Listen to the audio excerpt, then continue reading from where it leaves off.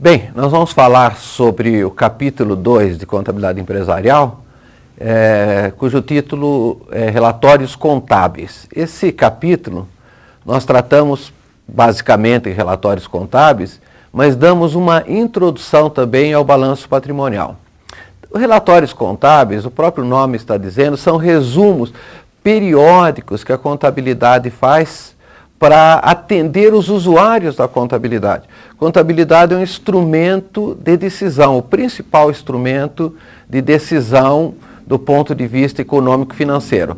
Então esses relatórios, esses resumos é que mostram a realidade, a saúde da empresa para se tomar decisões.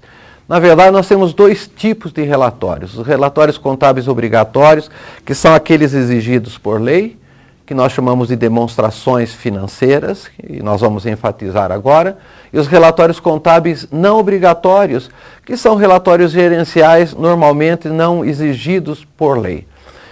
Dentro do contexto da lei das sociedades anônimas, a gente chama demonstrações financeiras os relatórios contábeis obrigatórios. Das demonstrações financeiras, as quatro principais são balanço patrimonial, principal relatório contábil, mais usado. Depois a demonstração do resultado do exercício, que mostra a eficiência da empresa, se ela teve lucro ou prejuízo, mal-sucedida, bem-sucedida. A demonstração de lucros e prejuízos acumulados, que evidencia o lucro e a distribuição do lucro, qual o destino do lucro, e, por fim, a demonstração dos fluxos de caixas, que mostra, então, como o próprio nome está dizendo, a vida financeira do negócio. Pela lei das sociedades anônimas, as companhias abertas têm necessidade de apresentar duas demonstrações a mais, ou pelo menos uma a mais e uma outra que substitui a demonstração de lucros e prejuízos acumulados. Essa demonstração é a demonstração do valor adicionado, também chamada demonstração do valor agregado, e a demonstração das mutações do patrimônio líquido, então, que é mais ampla em relação à demonstração de lucros e prejuízos acumulados. Então nós vamos começar a falar da primeira demonstração, a mais importante, como eu disse, que é o balanço patrimonial. Então, pelo menos uma vez por ano, as empresas necessitam fazer esse principal relatório contábil que identifica a situação econômica, a situação financeira da empresa. O balanço patrimonial é o relatório mais conhecido de todos. Todos nós temos um ativo e passivo. E ele mostra exatamente isso. Então ele pode ser feito para pessoa física, para pessoa jurídica, para qualquer situação. Então nós temos o lado esquerdo do balanço patrimonial, o ativo, que são os bens e direitos. E no lado direito do balanço patrimonial, nós temos o passivo, que são as obrigações, e o patrimônio líquido. O ativo sempre dá uma ideia de coisas positivas, favoráveis, né?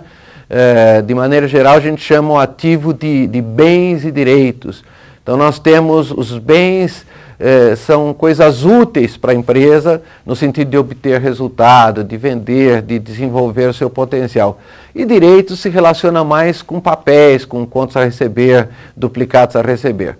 O lado do passivo, nós tratamos de obrigações, que nós também chamamos de capital de terceiros.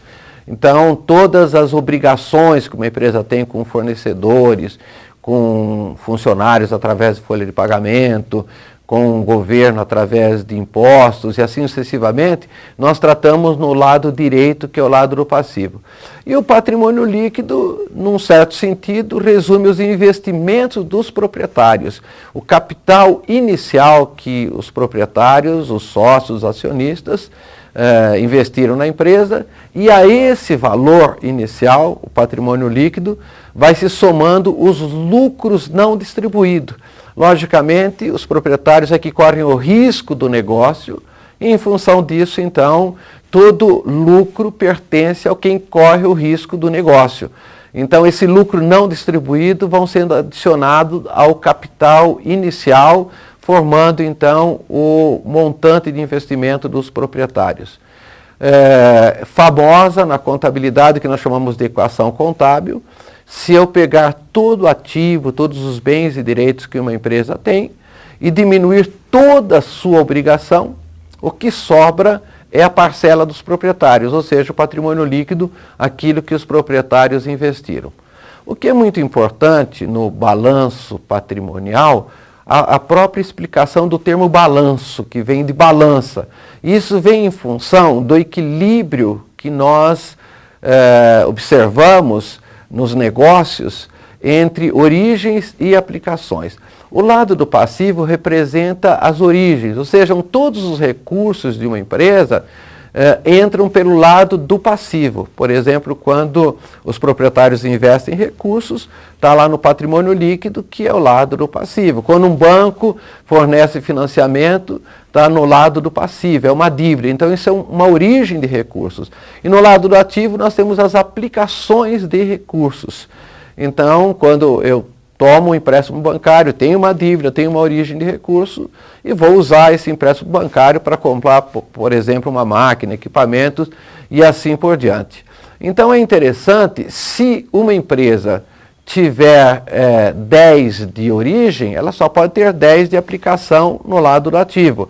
Então, se uma empresa tiver 75.846 de origem no lado do passivo, ela vai ter 75.846 no lado do ativo. Daí, então, a gente ter o equilíbrio nos dois lados, o ativo ser igual ao passivo. Por exemplo, aqui nós mostramos um balanço em que tem esse valor 75.846, tanto no ativo quanto no passivo. Então, nós observamos que o valor do patrimônio líquido mais o passivo exigível, podemos dizer assim, em relação às obrigações, formam as origens que geraram, então, aplicações para o ativo. Então, de maneira geral, o balanço patrimonial apresentado no lado esquerdo ativo, no lado direito de quem olha passivo. Normalmente, o balanço patrimonial, como as demonstrações financeiras, deve ser apresentados em duas colunas, ou seja, ano anterior e ano atual.